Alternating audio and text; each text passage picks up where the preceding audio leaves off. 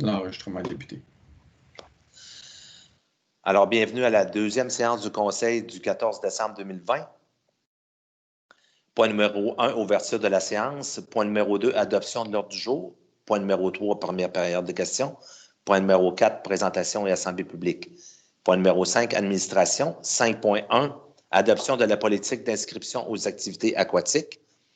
5.2, demande de virement budgétaire, service des loisirs, de la culture et de la vie communautaire.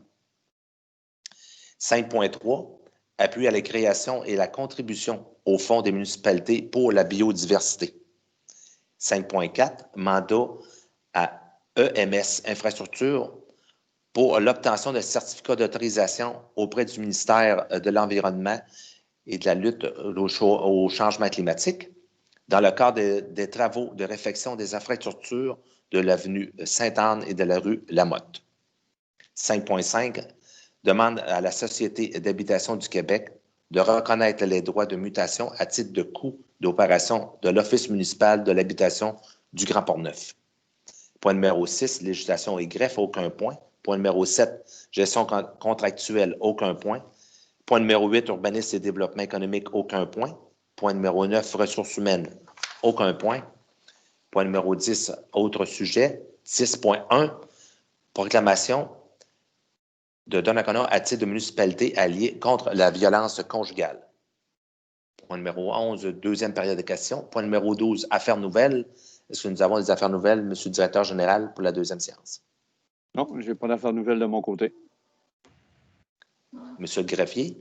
Non, je n'ai pas de mon côté non plus. Cette fois-ci, les conseillers? Oui. Moi, j'ai un point à souligner. Monsieur Pagé, des remerciements et des félicitations pour Mme Renée Poulain et son équipe pour l'organisation, l'illumination du sapin, et que ça a été vraiment bien réussi. Des félicitations à Mme Poulain et son équipe. Merci.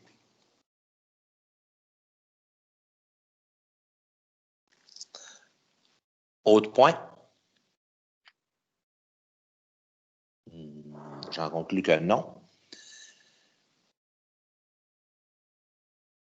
Point numéro 13, dépôt des documents, aucun point. Et point numéro 14, levée de la séance. Alors, point numéro 1, ouverture de la séance. J'aurais besoin d'un proposeur. René-Claude Pichette, je propose. Madame Pichette. Point numéro 2, adoption de l'ordre du jour. Proposeur. Serge Paquin, je propose.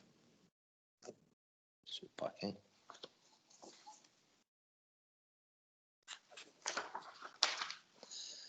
Alors, point numéro 3, première période de questions. Est-ce que nous avons des questions, M. le directeur général, pour...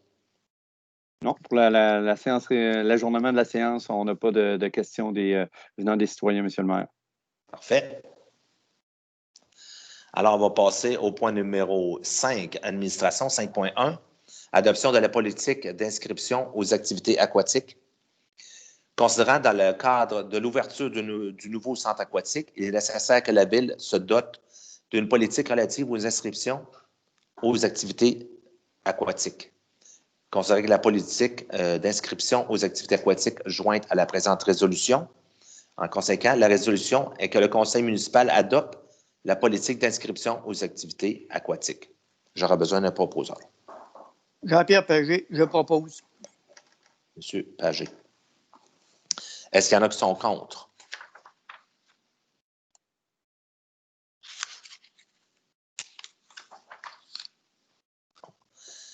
Alors, point numéro 5.2, demande de virement budgétaire, service des loisirs, de la culture et de la vie communautaire. Monsieur le directeur général.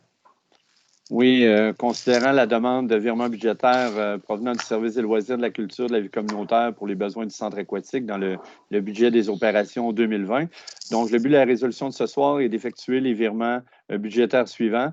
Donc, tout d'abord, là, il y a des sommes qui vont être prises dans les postes de... Je vais vous donner la description des postes. Les postes de vêtements pour la piscine, entretien, équipement de bureau, toujours pour la piscine.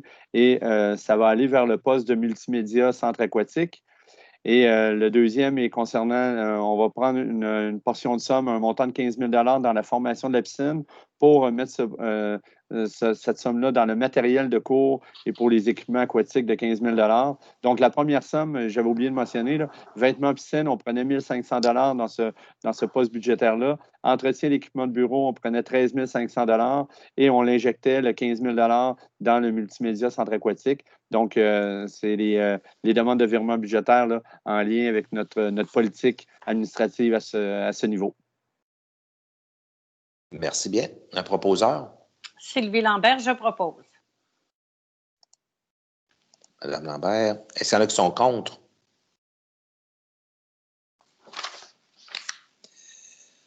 « 5.3.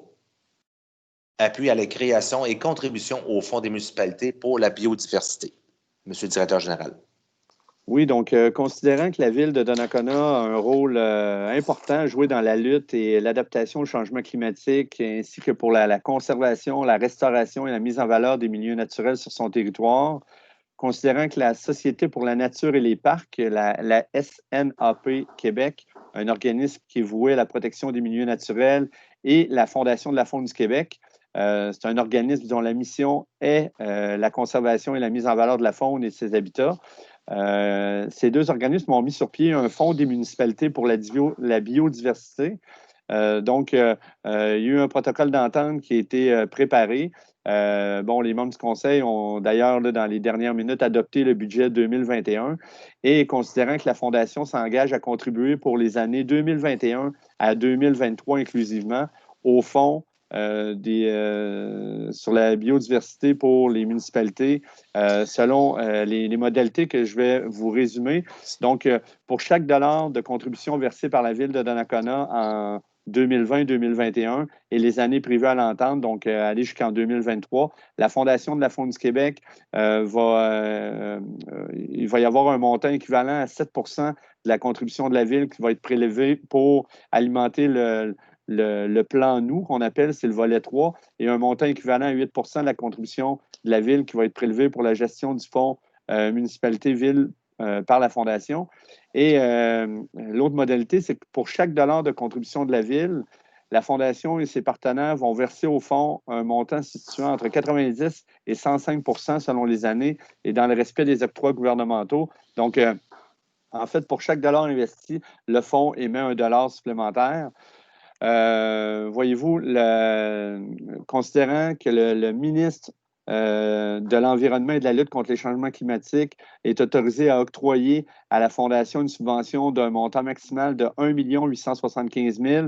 Donc, c'est un montant de 625 000 au cours de chacun des exercices financiers 2020-2021 à 2022-2023, évidemment à l'échelle du Québec et non pas, on aimerait bien pour la ville de Donnacona, mais c'est à l'échelle du Québec. Donc, l'ensemble de ces fonds est créé en vertu d'ententes entre des municipalités et la Fondation, et c'est destiné à des projets de protection des milieux naturels et de lutte au changement climatique.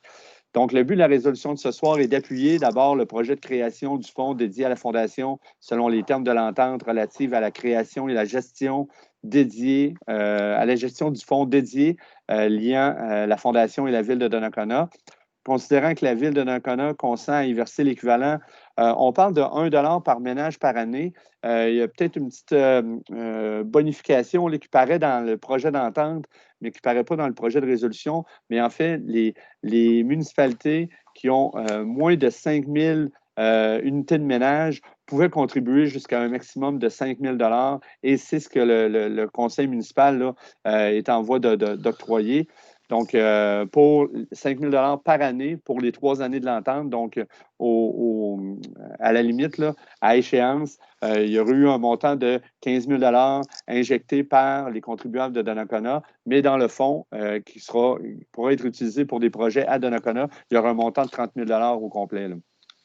Donc, le dernier but de la résolution est que la Ville autorise l'utilisation du montant ou une partie du montant déposé dans le fonds pour financer, comme je le disais tout à l'heure, des projets de conservation des milieux naturels et de la lutte au changement climatique. Donc, c'est des projets qui vont être préalablement développés en collaboration avec la Fondation et on a quand même une certaine échéance là, au cours des prochaines années pour développer ces projets-là et ces sommes-là vont être amassées d'ici au 31 décembre 2023. Merci, Monsieur le Directeur général. Alors, j'aurai besoin d'un proposeur. Francis Bellemare, je propose. Merci. Est-ce qu'il y en a qui sont contre? Bon. Alors, 5.4. Mandat à EMS Infrastructure pour l'obtention d'un certificat d'autorisation auprès du ministère de l'Environnement et de la lutte contre le changement climatique dans le cadre des travaux de réfection et infrastructure de l'avenue Sainte-Anne et de la rue Lamotte. Considérant que la Ville prévoit procéder à des travaux de réfection des infrastructures dans l'avenue Sainte-Anne et la rue Lamotte, considérant que la Ville doit demander un certificat d'autorisation au ministère de l'Environnement et de la lutte contre les changements climatiques pour la réalisation de ces travaux, considérant que les plans et devis préliminaires de ce projet préparés par EMS Infrastructure Incorporée. La résolution de ce soir est que la Ville de Donnacona mandate EMS Infrastructure Incorporée pour effectuer au nom de la Ville de Donnacona la demande d'autorisation requise auprès du ministère pour les travaux de réfection pour les infrastructures de l'avenue Sainte-Anne et de la rue Lamotte et à présenter tout engagement en lien avec la demande d'autorisation. Et la Ville accepte les plans et devis préliminaires préparés par EMS Infrastructure Incorporée dans le cadre des travaux de réfection des infrastructures de l'avenue Sainte-Anne et de l'avenue Correction et de la rue Lamotte. Et la Ville s'engage à transmettre au ministère, au plus tard 60 jours, après la fin des travaux, une attestation signée par un ingénieur confirmant que ceux-ci ont été réalisés en conformité avec l'autorisation accordée. J'aurai besoin d'un proposeur. Dany Blais, je propose. Blais. Est-ce qu'il y en a qui sont contre?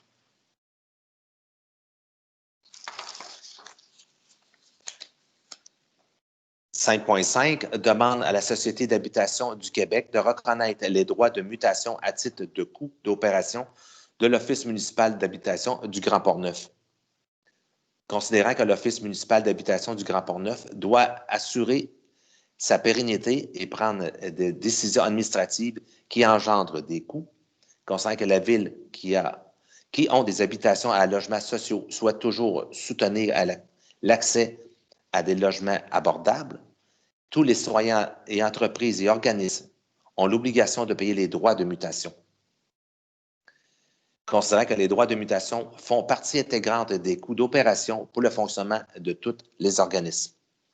En conséquent, la résolution est que la Société d'habitation du Québec reconnaisse les dépenses des droits de mutation à titre de coûts d'opération pour assurer la pérennité de l'Office municipal d'habitation du Grand Port-Neuf et qu'elle soutienne l'organisme au plan financier, le cas échéant, et que la Ville de Donnacona transmette une lettre au ministre responsable de la Société d'habitation du Québec afin de soutenir la position de la Ville de Donnacona. J'aurai besoin d'un proposeur. Oui, Monsieur le DG?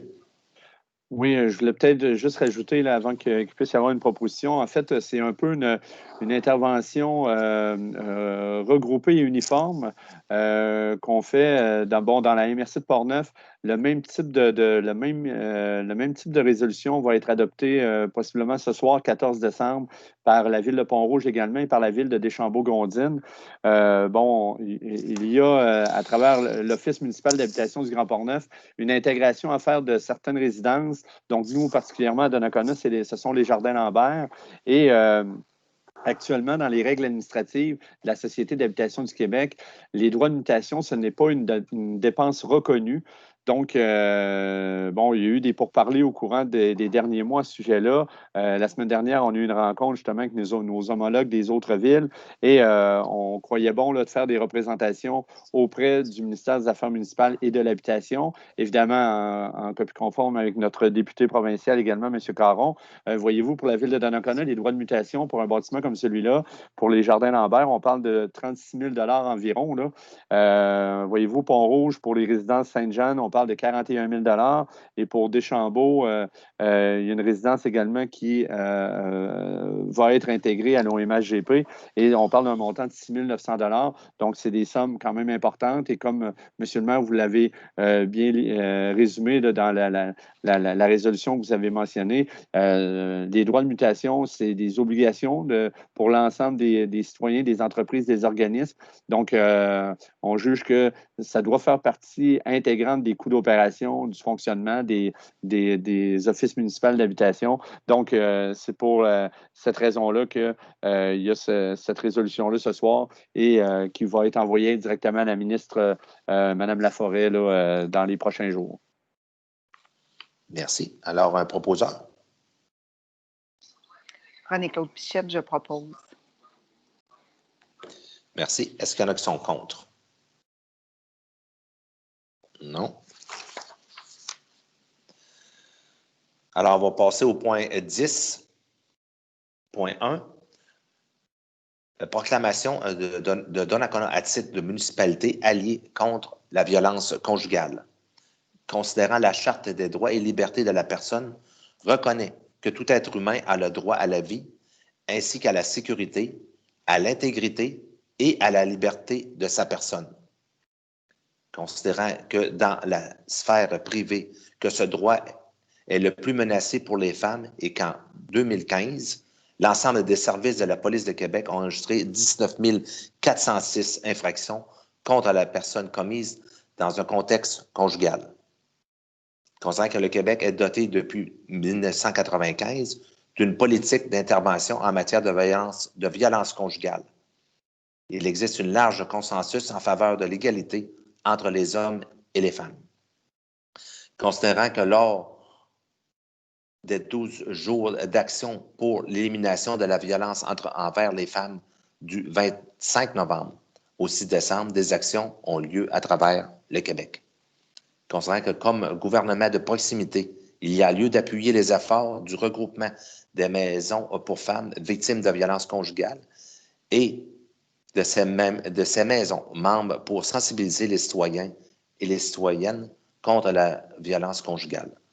En conséquence, la résolution de ce soir est que le conseil municipal proclame Donnacona municipalité alliée contre la violence conjugale. J'aurai besoin d'un proposeur.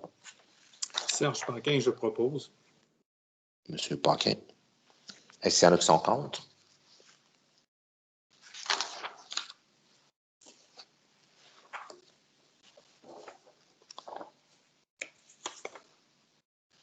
Alors, avant de lever la séance, je profite de l'occasion.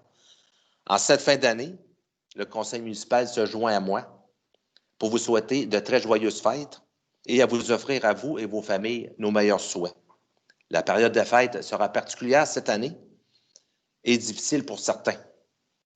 Je vous demande de rester alerte et à l'écoute de vos proches. 2020 fut une année hors de l'ordinaire. Je vous souhaite que 2021 vous apporte paix, santé et bonheur. Joyeux Noël et bonne année à tous. Point numéro 14, levée de la séance. J'aurais besoin d'un proposeur. Juste avant de lever la séance, oui. Il y avait un point ajouté en affaires nouvelles par M. Pagé. Oh, désolé. Oui, félicitations à Mme Renée Poulain pour l'élimination du sapin de l'espoir. Alors, c'est proposé par M. Pagé et j'en doute pas que c'est unanime. Parfait. Merci, Maître Gignac, de m'avoir corrigé. Alors là, j'aurais besoin d'un proposeur pour la levée de la séance.